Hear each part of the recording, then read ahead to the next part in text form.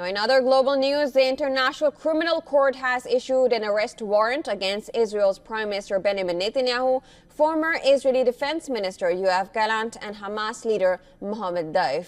The top court has issued the warrants on charges of war crimes and crimes against humanity in the Gaza War and the attacks that began in October 2023.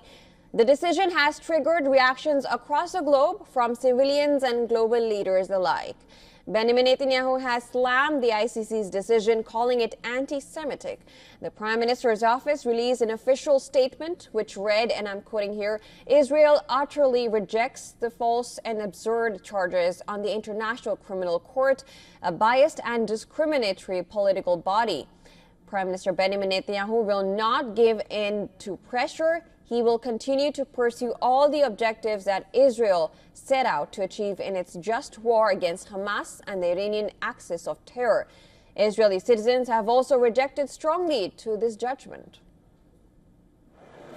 Everything about this whole thing with the Hague and the arrest warrant against Bibi, I don't think there's too much to say except that everyone around us is trying to bring us down, to kill us, to make us go down in any way possible and lose this war. And I don't think we should give them the chance to do so. Now, on the other hand, Hamas has also issued a statement urging the International Court to hold all Israeli leaders accountable. Welcoming the verdict, Hamas's statement read, "We call on the International Criminal Court to expand the scope of accountability to all criminal occupation leaders who shed the blood of our Palestinian people and practiced against them the most heinous acts of killing, terrorism, and starvation known in the recent history." Now, Palestinians in Gaza have welcomed the decision, but many say it has come too late. This is a great decision, but by God's grace it is implemented, and Benjamin Netanyahu faces the darkest day as he has committed many crimes against the Palestinian people. He has killed our children, destroyed our homes, our women. So we hope by the grace of God that he sees the darkest day and is put in jail and faces the same injustice that we have faced. This decision has come very late. Today, Netanyahu is dealing with the Gaza Strip with complete barbarism and terrorism. In the Gaza Strip, did the 2-year-old child participate in October 7? He did not participate in October 7. Did I participate in October 7? No, I did not.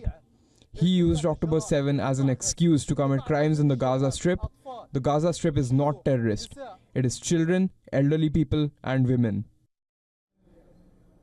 The arrest warrant is likely to further isolate Bibi, besides complicating efforts to negotiate a ceasefire to end the 13-month conflict in Gaza.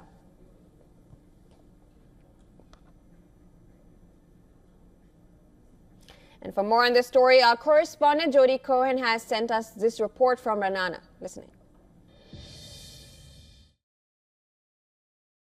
The International Criminal Court has issued arrest warrants for Prime Minister Netanyahu and former Defense Minister Yoav Gallant.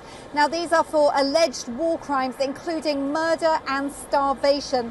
There is absolute outrage across the political spectrum in Israel.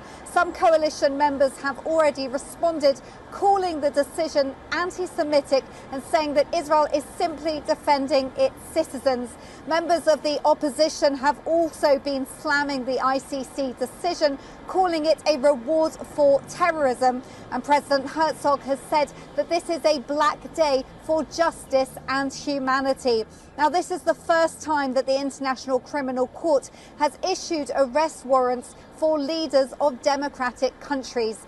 Israel says that Hamas hides behind civilians, that Israel gives warning to civilians, and that any other country would do the same to protect their people.